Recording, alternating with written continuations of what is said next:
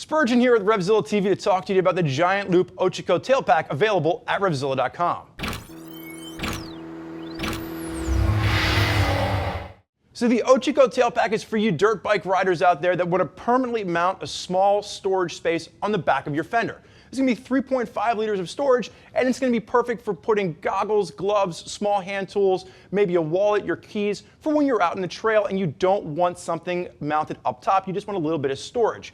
So what you're going to see here with the Ochoco is going to give you a permanent mount to your motorcycle. So this is not going to be something where you can use the bike finder to get the right setup for your bike. You're going to have to figure out if you have a plastic fender on the rear of your bike and whether or not you want to drill into that. So that takes us into the install for this. This is going to be a 1 out of 3 on our BSD, our beard scale difficulty for installation. Now I will say this up front, our producer was arguing with me back and forth about whether or not this would be a 1 out of 3 because he doesn't have a soldering iron at home. You will need a soldering iron for this and you will need a drill, so keep that in mind.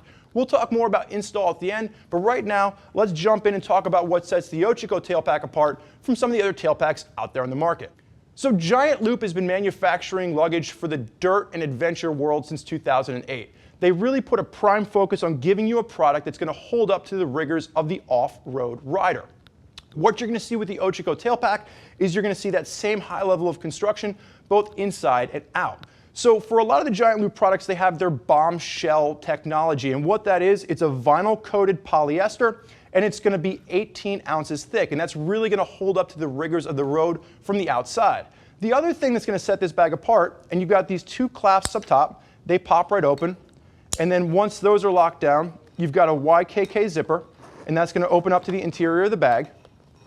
And what's going to set this bag apart, like we talked about, or what I started talking about, is that the inside is going to be layered with a 420 denier vinyl as well. So what's the importance to that? The importance to that is if you decide to throw some tools in here or some sharper objects, you're not going to have to worry about it wearing through the inside. So they really made this bag as durable outside as they did inside as well. So it's going to hold up to all the internals you're going to throw here. The other thing I want to point out is they do have a little tool pouch up top. So you can actually fit tools in these little sleeves.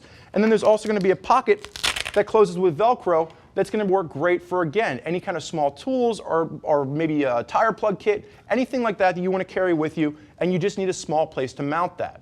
It's a very simple bag. So the next step that we're going to talk about is the installation for this bag. Like I said in the beginning, it is going to require a little bit of extra tools in your garage to get this installed. So this is going to be a permanently mounted bag. This is going to permanently mount to the back of your plastic fender. Now if you have a metal fender, I'm sure you could do that too. You're just going to have to drill a little bit harder. So what you're going to have to do first and foremost is you're going to have to figure out where you want your mounting points to be, and then you're going to trace a little piece of paper and you're going to cut that out. Like I said in the beginning, on our BSD or beard scale difficulty for installation, this is a 1 out of 3, but it is going to be a little bit more time consuming. You're going to want to use a soldering iron to melt the holes through this bag.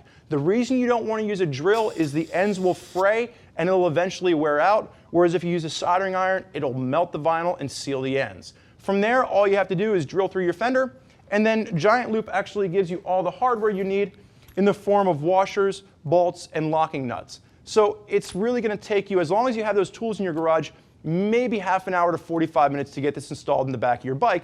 And in the end, you're going to have a product that's going to stay permanently mounted, and it's going to give you just enough storage to go out for an all-day ride.